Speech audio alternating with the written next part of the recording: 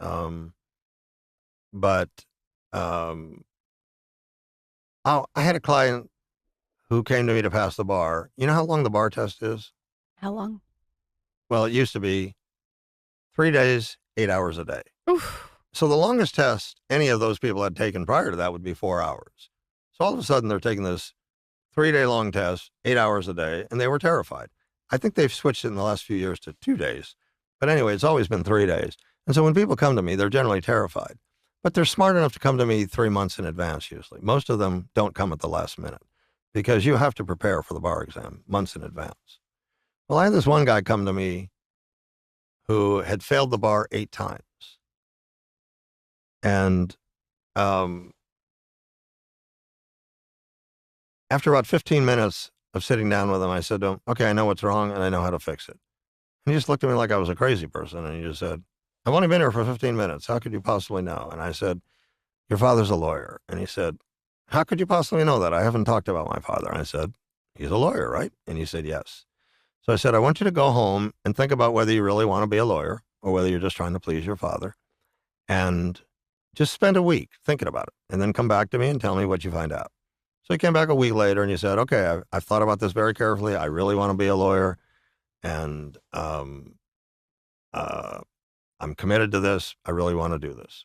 So I said, okay, well, you got to get your father out of your head.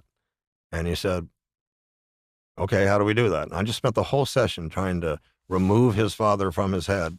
And he went out and passed the bar. And so So what do you... there's a blockage that he was having subconsciously from his father. And when you remove the blockage, he's able to perform. Yes, something was interfering, and that was it. On that line of thread, is there a common denominator you see with most of the individuals you help when it comes to those kind of blockages or thought patterns?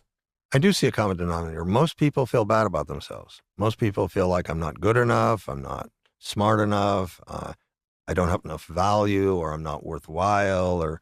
So yes, that's the common denominator. And there's a reason for that. It's hard to get through life without things going wrong, So we could get a bad grade and feel bad, or our parents yelling at us, or somebody doesn't want to be our friend anymore, or a breakup, or there's just so many things we go through that make us have doubts about ourselves. So it's the tape and the narrative that we're playing in our head that can get in the way of a lot of things that we want to achieve. That's right. Yeah. And a lot of times it's getting reinforced by well-meaning parents. Like a parent might say to a child, if you don't study, you'll never amount to anything. And what the parent doesn't understand is that child doesn't process information the same way the parent does. So what that child will do is break apart that sentence and just go to the emotional content of that sentence, which is, I'll never amount to anything. And parents behave in repetitive patterns. So parents are repeating these kinds of things over and over again. So even a very well-meaning good parent is sending a suggestion to that child that is very dangerous and harmful. I know someone that thinks that life should always be fair. Everything should be fair. And that was instilled by their parent. Their parent told them, everything needs to be fair. Everything needs to be fair. And they're going to have a tough life. I'm seeing it come out. So are you saying there's a way to hypnotize this person into getting that tape playing out of their head? Yes. So in that example, what would your first step be with that person? Look, we develop a lot of false beliefs about ourselves. And we develop these false beliefs because children don't understand adult behavior. They have no tools to understand adult behavior. So it really is a natural process. We naturally develop false beliefs about ourselves. So I'm trying to, first of all, get them to understand that, to recognize that.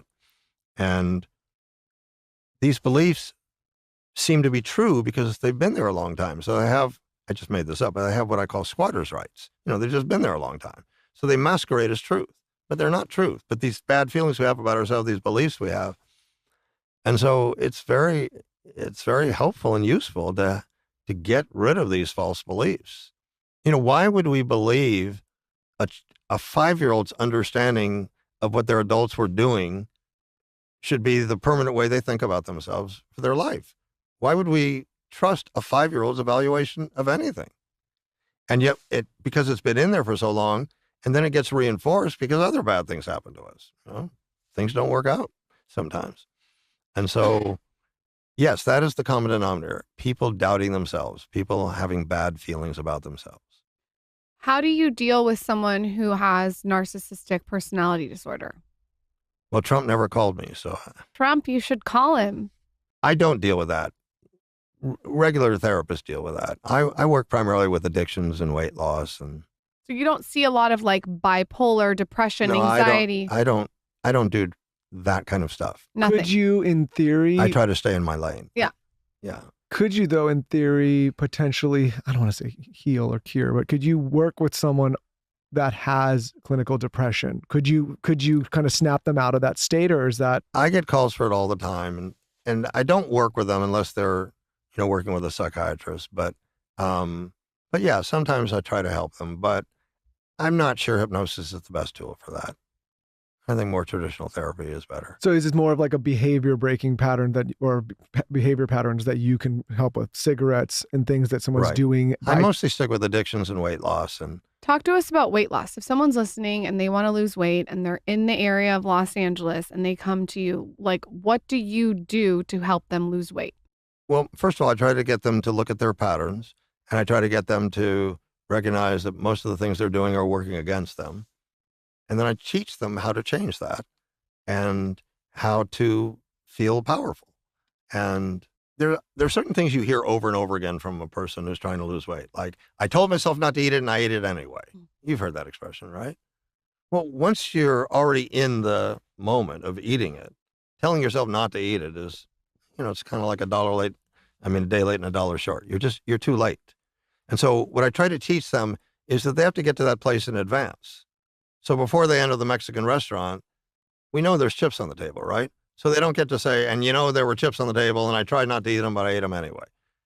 I have them meditate before they go into the restaurant and say, okay, I know what a Mexican restaurant looks like. I know there's going to be chips on the table. If they're alone, I tell them to just have the waitress remove them. But if they're with other people, then they have to have this, okay, I'm on a weight reduction program. It's important to me. And so I know I'm going to see those chips and they're just not on my program. I'm just not eating them.